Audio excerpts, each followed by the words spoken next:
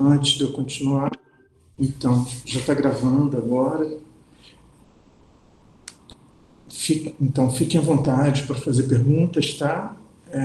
Caso contrário, eu vou continuar, ok?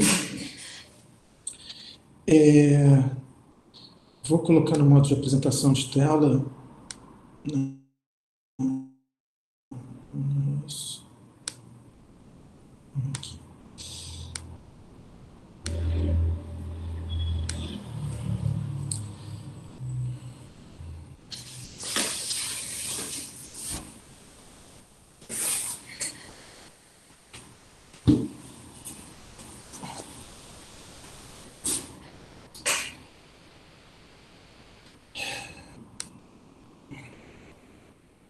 Bom, o, o Tratatus, né, ele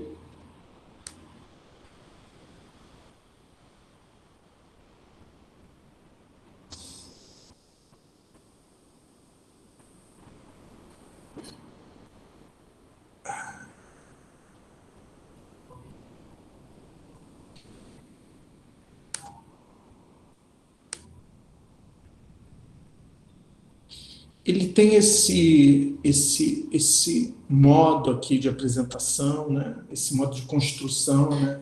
Que é essa numeração de frases ou de parágrafos, né? A gente vai falar sobre isso, quer dizer, por exemplo, a Marjorie Perloff, ela já entende esse fato de que essa obra seja apresentada assim como um dos índices que permitem a ela localizar o Wittgenstein nessas vanguardas do início do século XX, né? Então, eu vou falar um pouco sobre isso, mas talvez eu acho que fosse interessante a gente começar lendo o prefácio, porque o prefácio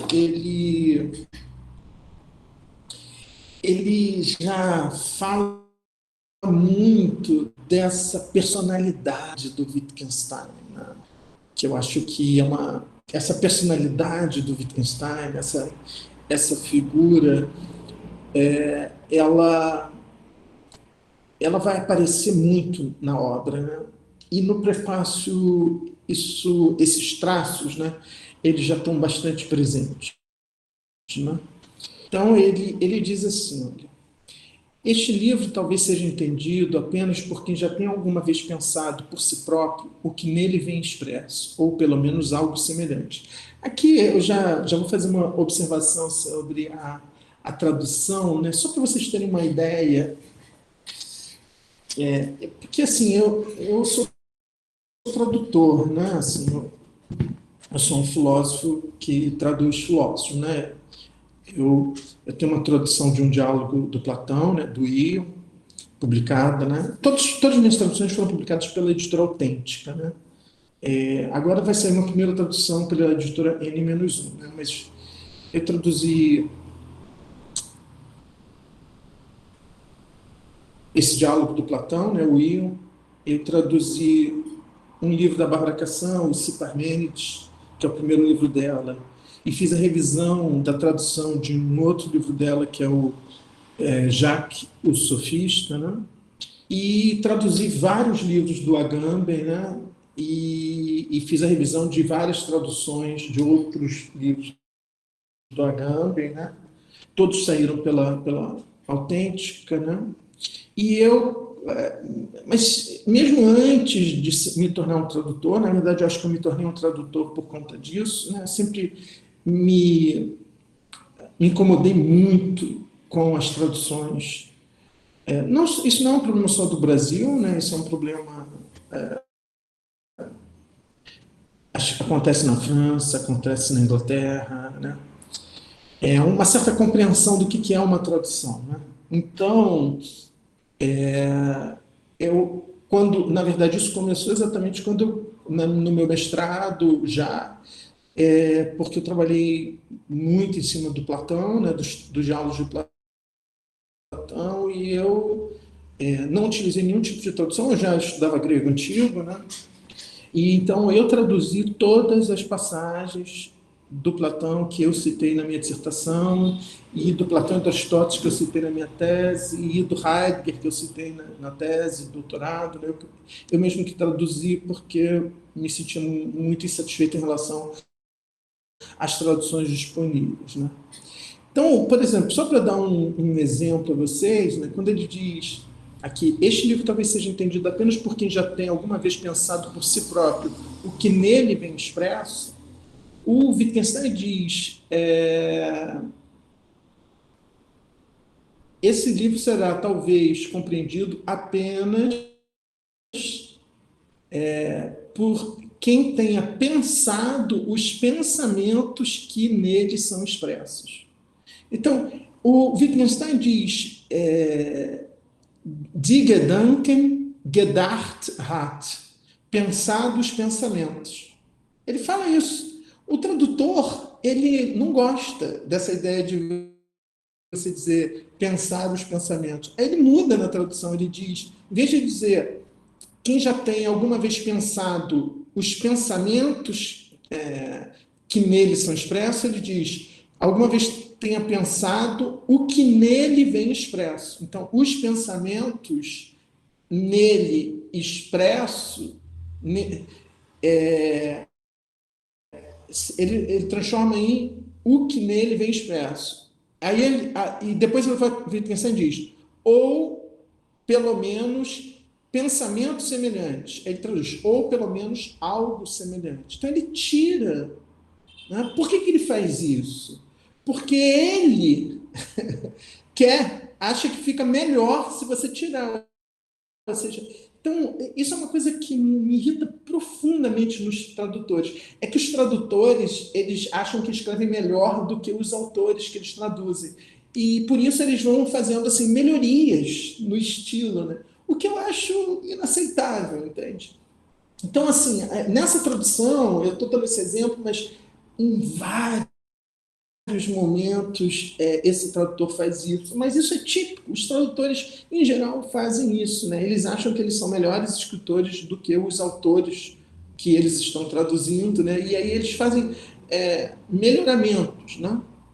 Mas então isso é apenas um parêntese, tá? Toda vez que eu trabalho, por isso que é uma coisa na qual eu insisto muito, assim, com os alunos e as alunas de filosofia, estudem línguas, não confiem nas traduções, leiam os originais. Ou seja, para mim, não existe nenhuma possibilidade de você se tornar um estudioso, uma estudiosa de um filósofo ou uma filósofa, qualquer que seja, sem ler esse filósofo ou essa filósofa no original. Então, se você quer estudar um autor, você tem que aprender a língua na qual ele escreveu, porque as traduções, em geral, são muito pouco confiáveis, porque os tradutores e as editoras, como elas não têm nenhum tipo de conhecimento, né, sobre... elas confiam totalmente nos tradutores, né? Além de pagar muito mal os tradutores, né? Então é assim, uma atividade, é uma das atividades mais mal pagas que existem, né?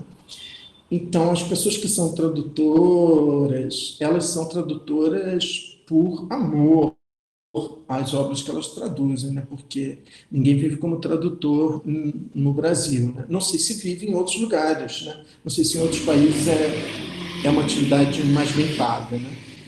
Mas, enfim, isso é uma observação fundamental, né? É, quanto maior for o número de línguas que você aprender, melhor será para a sua formação como filósofo, como estudioso, como pesquisador, né? Agora, a gente está vivendo nesse tempo de pandemia, de ensino remoto, né? E uma das coisas ruins disso, né, é que quando vocês estão estudando lá presencialmente na UF, vocês têm a faculdade de letras ali do lado, né?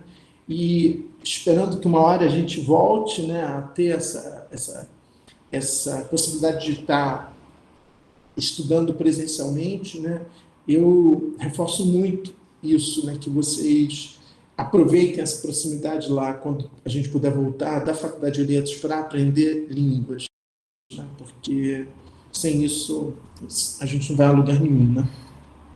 Mas vamos ler essa tradução aqui. Né? Este livro, ele diz, talvez seja entendido apenas por quem já tem alguma vez pensado por si próprio o que nele vem expresso, ou pelo menos algo semelhante. Então, literalmente, este livro talvez seja entendido apenas por quem já tem por quem já tem alguma vez pensado os pensamentos que nele vêm expressos, ou pelo menos pensamentos semelhantes. Não é, pois, um manual. Teria alcançado seu fim se desse prazer a alguém que o lesse e entendesse. A Marjorie Lopes já chama atenção, né, para essa questão do prazer, né? Ou seja, já é uma pretensão, vamos dizer, insólita, né, para uma obra de filosofia, né, etc., né, que, que o objetivo, que o fim desse livro teria sido alcançado se a pessoa que o lesse e entendesse tivesse prazer, né? Então ele diz: o livro trata dos problemas filosóficos e mostra, creio eu, que a formulação desses problemas repousa sobre o mal entendido da lógica de nossa linguagem. Então, já de cara aqui, ele já coloca essa questão da linguagem. Tá? Então, isso é essa coisa da virada linguística. Né? Por exemplo, essa é uma frase que não faria, você nunca vai encontrar em Kant, em Descartes, em Locke. Né? Então, por isso vai ser um livro que vai se propor entender essa lógica da nossa linguagem, porque a partir do entendimento da lógica da nossa linguagem, muitos desses problemas filosóficos, eles acreditam, Wittgenstein, eles vão se dissolver. Né? Então, por quê? Porque ele acredita que a maior parte, né, a formulação desses problemas filosóficos repousa nessa má compreensão, né, nesse mau entendimento da lógica de nossa linguagem. Poder-se-ia dizer, talvez, desculpe, poder-se-ia, talvez, apanhar todo o sentido do livro com essas palavras. O que se pode, em geral, dizer, pode-se dizer claramente, e sobre aquilo de que não se pode falar, deve-se calar. Então, ele antecipa aqui aquilo que vai ser a última sentença, a última proposição do livro, que é sobre o que não se pode falar, deve-se calar. Então, existe uma questão aqui que já está colocada, que é o objetivo da obra, que é estabelecer um limite. Né? Então, isso então, por exemplo, o Luiz Henrique Lopes dos Santos, ele chama atenção para esse ponto, né? Quer dizer, aquilo que na filosofia moderna, por exemplo, numa tradição que eles chamam de tradição crítica, teria um grande representante no Kant, que essa tradição coloca a questão dos limites do conhecimento, né? O que pode ser conhecido, né? Até onde eu posso conhecer. Né? No Wittgenstein, essa questão se transforma nos limites do que pode ser dito, né? Nos limites da... E isso quer dizer que se o Kant estabelecer um limite, né, diz aqui, até aqui nós podemos conhecer, a partir daqui nós não podemos conhecer mais, o Wittgenstein vai pensar isso assim, até aqui nós podemos dizer, a partir daqui nós não podemos dizer, então é melhor que nós nos calemos. Né? Então, sobre aquilo de que não se pode falar, deve se calar. Né? Essa frase que vai se tornar a última proposição do Tratatus, né? Que é sobre aquilo de que não se pode falar, deve se calar, né? Ela vai gerar uma fortuna crítica à interpretação dessa frase, né? Então, o objetivo da obra é definir sobre o que nós podemos falar e sobre o que nós não podemos falar, e sobre isso é melhor que nós não falemos nada, que nós nos calemos, né? O problema é que o próprio Wittgenstein vai dizer que essa parte sobre a qual nós podemos falar, ela é, ela é a que tem menos importância, ou seja, a parte mais importante é exatamente aquela sobre a qual nós não podemos falar, né? Então, por exemplo, a Marjorie Perloff, ela... deixa eu ver se eu consigo localizar essa passagem.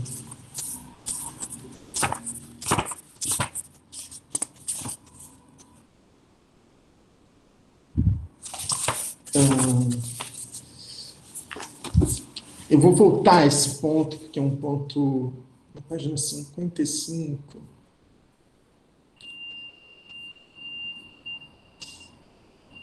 Então, tem um momento do texto dela que ela diz assim: numa carta escrita no outono de 1919, portanto, antes do livro ter sido publicado, do Tractatus ter sido publicado, mas depois dele ter sido concluído, né, a escrita dele ter sido concluída, né?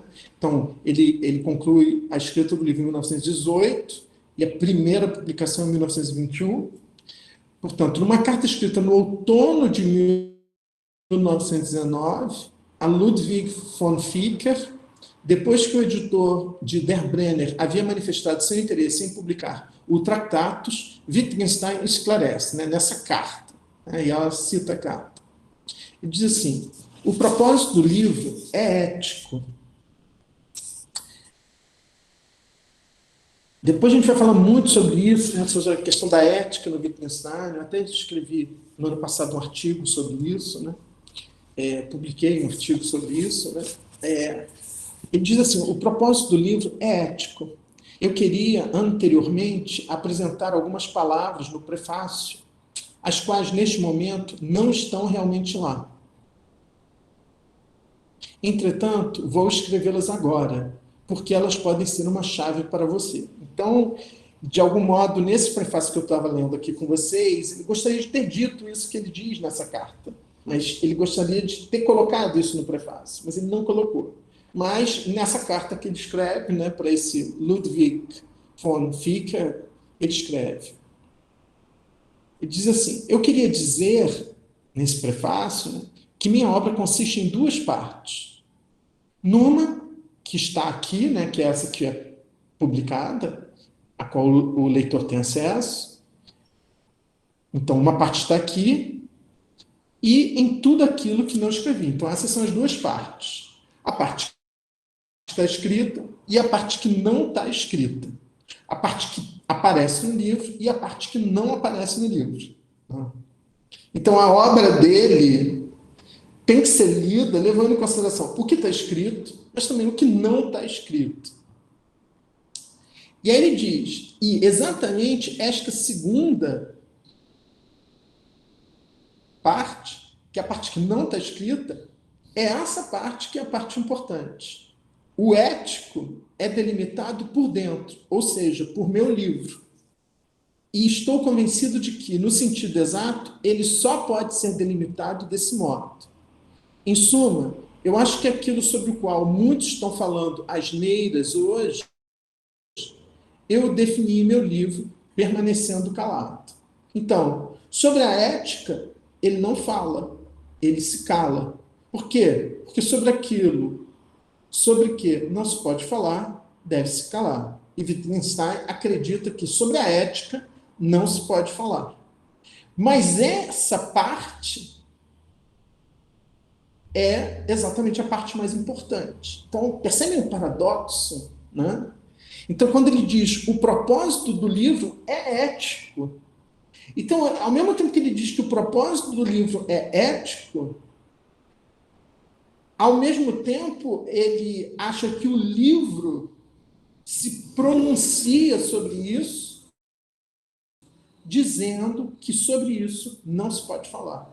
Ou seja, o fato dele calar sobre isso é um ato ético que constitui o que há de mais importante no livro. É a parte mais importante do livro, que é a parte não escrita do livro.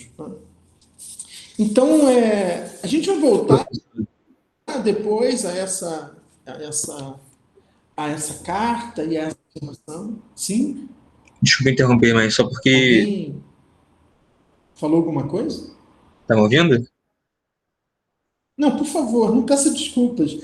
Ah, Eu tô te ouvindo. não, é que a Não internet tá peça muito desculpas ruim por me aqui. interromper, ao contrário, eu estou pedindo a vocês que me interrompam.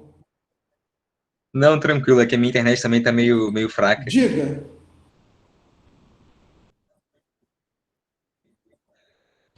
É, você me interrompeu, não é para fazer uma pergunta, é para dizer que sim, está ruim? não, eu vou fazer a pergunta, mas Os outros colegas. eu só não entendeu porque a minha internet também tá meio Ah, fraca, tá. desculpa.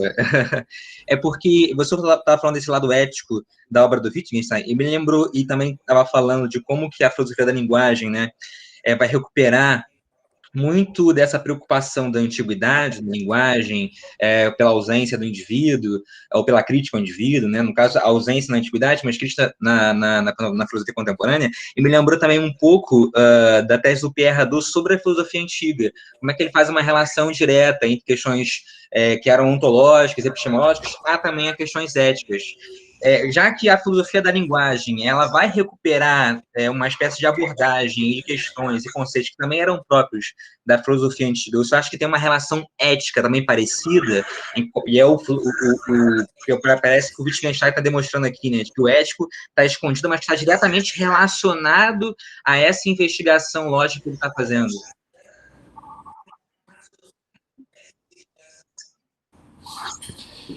Bom, primeiro ponto, indivíduo e sujeito não são a mesma coisa.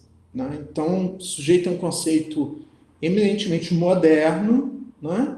Indivíduo, não. Indivíduo é uma noção que talvez nem possa ser considerada uma noção filosófica. Né? Então, são duas coisas que podem parecer semelhantes, que têm alguma relação, claro, mas não são a mesma coisa. Então, quando você fala sujeito, indivíduo, a gente não pode entender como sendo a mesma coisa, tá? Então, o lugar do sujeito ou o lugar do indivíduo são duas coisas diferentes, tá? Com relação a essa questão da tese do Pierre Hadot, eu não sou conhecedor dessa, a não ser assim, de orelhada, né, dessa questão. É, agora, de qualquer modo, eu acho que, eu não sei se nas escolas antigas a postura que prevalecia é a do Wittgenstein, porque eu acho que nas escolas filosóficas antigas a preponderância da ética, né, mesmo que isso seja questionável no que diz respeito ao Platão e Aristóteles, mas enfim, aí entra até, como você disse, a tese, como você disse, do Pierre Hadot, né, porque eu acho que nas outras escolas filosóficas, né, tipo epicurismo, estoicismo, cinismo, etc., né, óbvio, eu concordo totalmente, né, que a dimensão ética, moral, ela é a mais fundamental, né? Acho que o período romano, né, ele traz isso, né? No caso do Platão e do Aristóteles, eu acho isso mais problemático, né? Mas, de qualquer modo, há um discurso enorme nas escolas antigas sobre a ética. Tanto no Platão e no Aristóteles, que tentaram construir um discurso, um saber, né, sobre a ética. Né? Então, isso é claro no Platão, isso é claro no Aristóteles. Né? Eu não sou um conhecedor dessas outras escolas, né? Mas eu imagino que nelas esse seja o foco central. Então, o que é escrito, né, o que é teorizado é sobre a questão da ética. No Wittgenstein não é exatamente isso. porque assim, a importância da ética é fundamental, mas também o que há no Aristóteles é que é impossível escrever alguma coisa sobre isso, né? É impossível.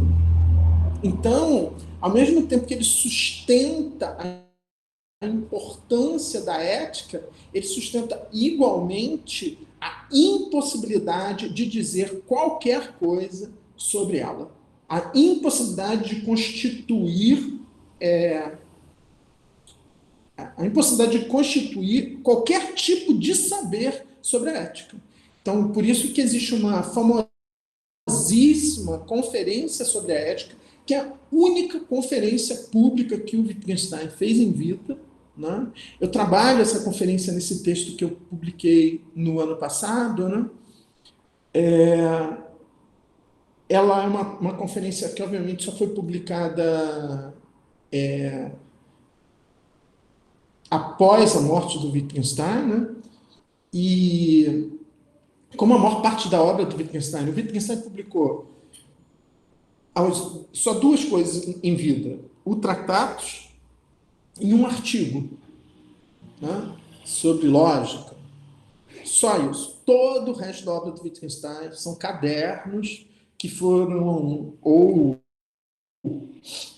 manuscritos, ou, enfim, que foram publicados póstumamente. Né? Então, essa conferência sobre a ética também. E então, assim, embora ele vá sustentar que a ética é a coisa mais importante, mas ele vai excluir a possibilidade que a filosofia tem alguma coisa a dizer sobre isso. Percebe o paradoxo? É Gabriel, né? Sim, professor, sim, sim. Você está me ouvindo, Gabriel? Então, aí eu que te pergunto, né? Porque você, como você trouxe referência, você certamente deve estar estudando isso, né? Então, eu que te pergunto, como você conhece isso melhor do que eu, essa posição do Wittgenstein de que a ética é a coisa mais importante, mas que a filosofia não tem nada a dizer sobre ela, você acha que essa posição é uma posição que é sustentável para essas escolas da antiguidade? Não, pelo contrário, né? A gente faz uma investigação cosmológica, digamos assim, para abarcar justamente para tentar derivar disso alguma posição ética, né? E chega até a ser engraçado essa posição do Wittgenstein. Eu acho que fica até mais clarificada, melhor dizendo, né? Pela aquela posição histórica que o senhor disse, né? Como é que talvez a guerra não teria influenciado ele a ter talvez essa posição ética, né? E no futuro rever isso, né? Por conta das experiências que ele teve. Não sei se aqui eu estaria fazendo uma interpretação psicologizante para ficar também no termo que ele usa, né? Não, não, não. Isso não vai ser revisto. Não, não. Não, isso Não. não vai ser revisto, essa posição. Ao contrário, não, ao contrário, o Tractatus ele foi escrito durante a guerra. Então, essa posição dele é uma posição que não vai ser modificada pela guerra. Ao contrário, eu diria que a experiência da guerra solidifica essa posição dele. E a conferência sobre a ética, ela é feita alguns anos após a publicação do Tractatus, onde ele ratifica essa posição de modo ainda mais forte, se é que é possível. Né? Embora eu acho que ele vai sustentar a mesma posição que já está dada aqui no Tractatus, entende? Então, nesse sentido, eu acho que não existe essa aproximação possível com as escolas filosóficas da antiguidade. Sim, Né? sim. Ao contrário, Então, eu acho só que a para posição então. do Wittgenstein é que a et... Diga, desculpe. Não, é porque a internet, eu falei bem antes, e a minha internet está indo atrasada aí, está um pouco confuso.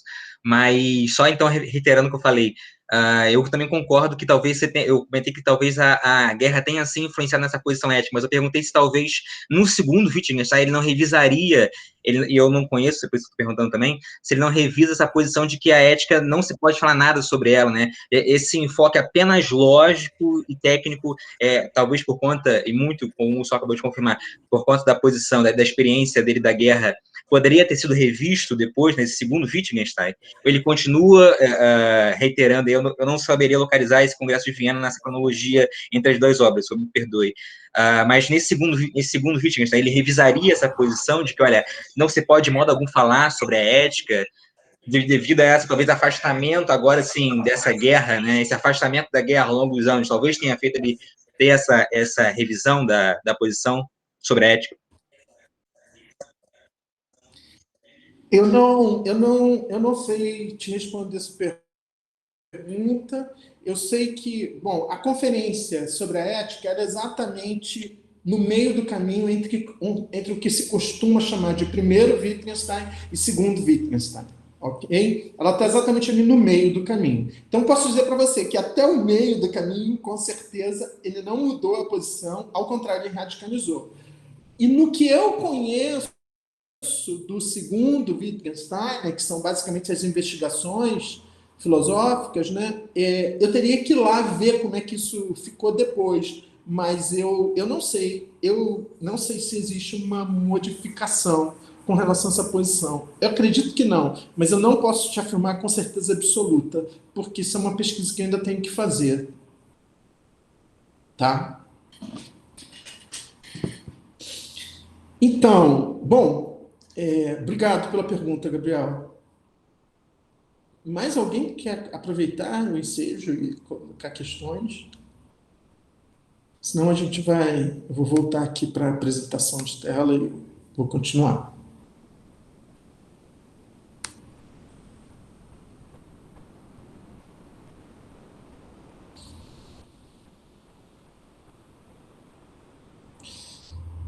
Então,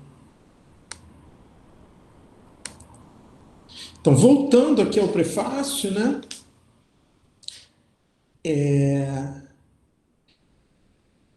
Então, a frase onde a gente parou, poder-se talvez apanhar todo o sentido do livro com essas palavras. O que se pode em geral dizer, pode-se dizer claramente, e sobre aquilo de que não se pode falar, deve-se calar. Então, é um estabelecimento de uma fronteira, e do lado de cá dessa fronteira, você tem isso que ele vai chamar de a lógica de nossa linguagem, e do outro lado dessa fronteira vai estar a ética, a estética, a religião, né? E talvez na fronteira entre uma coisa e outra, isso que ele vai chamar de sujeito, né? O sujeito como sendo alguma coisa que está entre a lógica de nossa linguagem, entre o que se pode falar e o que não se pode falar. Então assim, o que se pode falar claramente, segundo ele. E sobre o que não se pode falar, sobre isso, a única coisa que nós podemos dizer são nonsense. Né? Isso, é assim que ele vai caracterizar lá na conferência sobre a ética, todo o discurso sobre a ética. Todo o discurso sobre a ética, para o Wittgenstein, é nonsense. Por quê? Porque, para ele, a ética não é do âmbito da lógica da nossa linguagem. Né? Então, é um limite, é uma fronteira que ele está delimitando. É por isso que ele fala um limite que você delimita de dentro. Né? De dentro da linguagem, eu tento delimitar qual é o limite, nesse sentido semelhante como o Kant faz, né? Por uma análise do sujeito, né? Eu estabeleço um limite até onde o sujeito pode ir, pode conhecer, né? No caso do Kant. Né? Então ele diz, o limite... Então, o livro pretende, pois, traçar um limite para o pensar, ou melhor, aí ele faz esse ou melhor já é a virada linguística, né? Traçando um limite para o pensar, ou melhor, não para o pensar, mas para a expressão dos pensamentos. Né? Então, isso que eu acho que é um pouco a diferença entre a filosofia contemporânea e a filosofia moderna. Quer dizer, a filosofia moderna é uma filosofia do pensar. A filosofia contemporânea é uma filosofia, ou melhor, né? Não do pensar, mas do modo como nós expressamos esses pensamentos. Então, e aí isso ele traz do Frege, né? Um pensamento é alguma coisa a qual eu só tenho acesso processo através da proposição que expressa esse pensamento, né? Então, não existe possibilidade de análise do pensamento, só existe possibilidade de análise da linguagem, né? Então, ele diz, o livro pretende, pois, traçar um limite para o pensar, ou melhor, não para o pensar, mas para a expressão dos pensamentos, né? Então, a expressão dos pensamentos através da linguagem, né? A fim de traçar um limite para o pensar, deveríamos poder pensar os dois lados desse limite. Deveríamos, portanto, poder pensar o que não pode ser pensado, né? Então, eu não posso fazer isso, né? Eu só posso pensar o lado de cá, eu não posso pensar o lado de lá. Ou seja, há um limite entre o que pode ser pensado e o que não pode ser pensado. Mas o que não pode ser pensado, como a própria expressão diz, não pode ser pensado. Então, só posso estabelecer esse limite no interior do que pode ser pensado, né? O limite só poderá, pois, ser traçado na linguagem. Então, isso que no Kant é o sujeito transcendental, o sujeito do conhecimento, no Wittgenstein, ou na filosofia contemporânea, é a linguagem, né? Então, não existe essa oposição entre o sujeito e o mundo, o sujeito e o objeto. A oposição é a linguagem e a realidade, né? Então, o limite só poderá, pois, ser traçado na linguagem, e o que estiver além do limite será simplesmente um contrassenso, né? Então, para o Wittgenstein, a ética, qualquer discurso sobre a ética é um contrassenso, exatamente porque a ética está para além desse limite, né? O quanto os meus esforços coincidem com os de outros filósofos, não quero julgar. Com efeito, o que escrevi aqui não tem, no pormenor, absolutamente nenhuma pretensão de originalidade. E também não indico fontes, porque me é indiferente que alguém mais já tenha, antes de mim, pensado o que pensei. Então, aí vem muito o estilo dele, né? É um estilo. Na verdade, assim, o Wittgenstein é uma figura anti-acadêmica por excelência, uma figura que tem um verdadeiro desprezo pelo mundo acadêmico. Ele quando chega em Cambridge, o Russell tentou introduzir ele naquele meio acadêmico, e ele demonstrou um desprezo total por aquilo. Ele é um sujeito atormentado com as questões dele. Ele não está nem aí para a academia, ele não está nem aí para nada, entende? Assim, é por isso que ele é uma figura tão fascinante, né? Então, assim, ele escreve uma obra filosófica onde ele não dá uma referência, né? Então, ele não indica fonte, porque para ele não tem pretensão de originalidade, ele não é essa a questão dele, né? Ou seja, a questão dele é uma questão, a gente pode dizer, mais existencial, né? Então, ele diz. Então, ele não indica fonte, mas ele abre uma exceção. Diz: desejo apenas mencionar que devo às obras grandiosas de Frege, né? Então aqui realmente aparece a grande fonte dele, e aos trabalhos de meu amigo Bertrand Russell, né? Então você vê que ele bota o Frege lá em cima e o Bertrand Russell, né, não tão alto, né, mais ou menos no mesmo nível dele, né? Meu amigo Bertrand Russell, uma boa parte do estilo nas minhas ideias, né? Mas de qualquer modo, ele coloca como sendo as duas grandes referências no que diz respeito à lógica, né? Então, assim, no que diz respeito à lógica, mas não só a lógica, né? Assim, a conceito de objeto, ao conceito de pensamento, ao conceito de proposição, né, que são conceitos fundamentais para o tratado, né? Ele realmente deve a esses dois autores, né? Ele diz: se esta obra tem algum valor, ela consiste em duas coisas. Primeiramente, em que nela estão expressos pensamentos, e esse valor será maior quanto melhor expressos estiverem os pensamentos.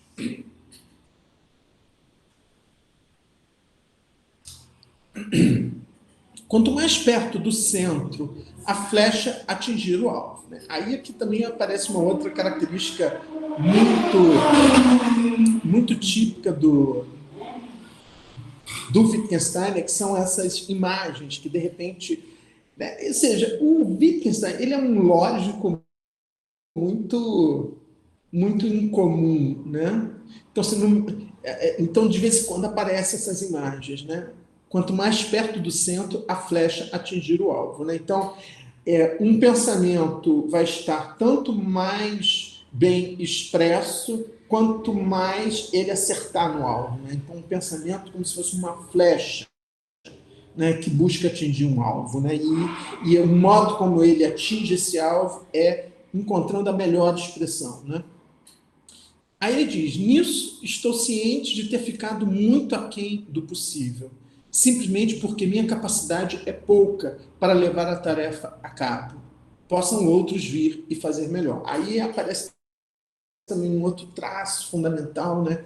Que é um traço meio melancólico, né, do Wittgenstein, mas também um traço que é um sentimento de sempre estar aquém daquilo que ele almeja, né? Então tem uma coisa bastante superegóica, né?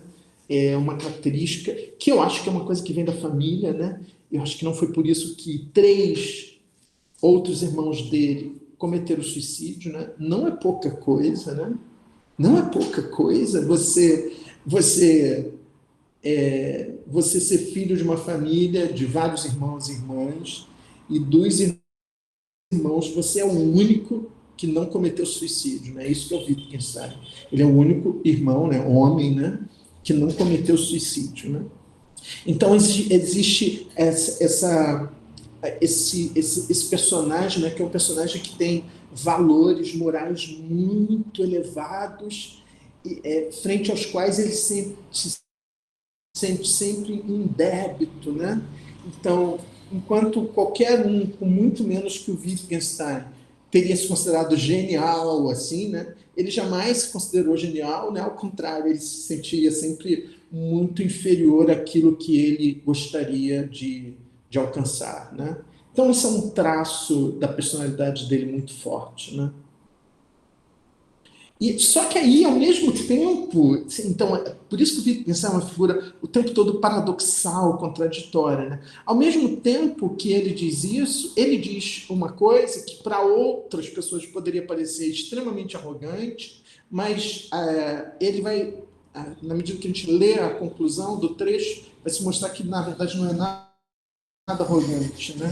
Quer dizer, se existe uma arrogância aí, é uma arrogância em relação à própria filosofia, né? Quando ele diz assim: por outro lado, né, então, mesmo que ele ache que o que ele tenha, mesmo que ele se sinta como, tenha ciência de ter ficado muito aquém do possível, né, tenha ciência de que a capacidade dele é pouca para levar a cabo essa tarefa, né, por outro lado, a verdade dos pensamentos aqui comunicados parece-me intocável e definitiva. Portanto, é minha opinião que, no essencial, resolvi de vez os problemas. E, se não me engano quanto a isso, então, isso é uma coisa que foi muito assim. Depois, obviamente, ele vai rever isso, né? Ele vai escrever as investigações filosóficas que ele meio conclui em 1945, mas que só vai ser publicado depois da morte dele, né? Mas o livro estava praticamente pronto, né? Ele vai rever isso, né? Ele vai achar que ele cometeu vários erros nos tratados, ele vai rever várias posições que ele assumiu e defendeu aqui. Mas nesse momento, não. Nesse momento, ele acha que ele resolveu de vez todos os problemas que ele levantou no livro. Mas, ao mesmo tempo, essa última observação é que é muito característica do Wittgenstein. Ele diz: e se não me engano quanto a isso, o valor deste trabalho consiste, em segundo lugar, em mostrar como importa pouco resolver esses problemas. Então, como eu entendo essa frase? Né? Essa frase ela tem que ser entendida com relação àquela aquela passagem daquela carta, né,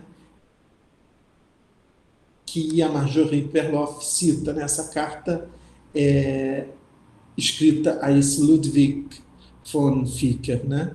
Ou seja, a parte mais importante é a parte não escrita, né? A parte escrita, né, essa tem uma verdade contestável, ela tem muito pouca importância. Isso quer dizer que, para ele, a filosofia, embora ele se dedique a ela, né, ela tem muito pouca importância, porque a parte mais importante é exatamente aquela sobre a qual não se pode falar, sobre a qual se deve calar. Isso que ele vai chamar também de vida, né? Isso quer dizer que, para o Wittgenstein, a contribuição da filosofia para a vida é muito pequena. Pelo menos esse Wittgenstein do Tractatus, né? Se ganha muito pouco, né, quando se resolve esses problemas que são os problemas filosóficos, né? Então, assim, esse prefácio, ele acho que ele já diz muito sobre a obra, ele já diz muito sobre Wittgenstein e também muito sobre o Tractatus, né? E também muito sobre o momento, né? Então, você vê que ele assina Viena, 1918, né? Ou seja, exatamente a obra acaba quando a Primeira Guerra Mundial acaba, né? Então, assim, eu acho que a gente pode ficar por aqui hoje, né?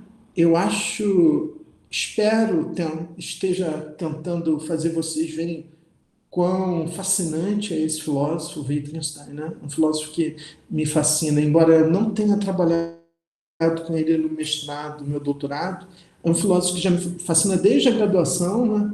E eu sempre me mantive estudando, sempre que possível, Wittgenstein, né? E, enfim, eu espero que vocês também tenham prazer, caso vocês ainda não tenham tido contato com a obra dele, que vocês também tenham, como ele diz, né, prazer na leitura e compreensão do texto. Alguém quer colocar alguma questão antes da gente encerrar? Pergunta, comentário? Não? Bom, então a gente fica por aqui. Eu vou interromper a gravação.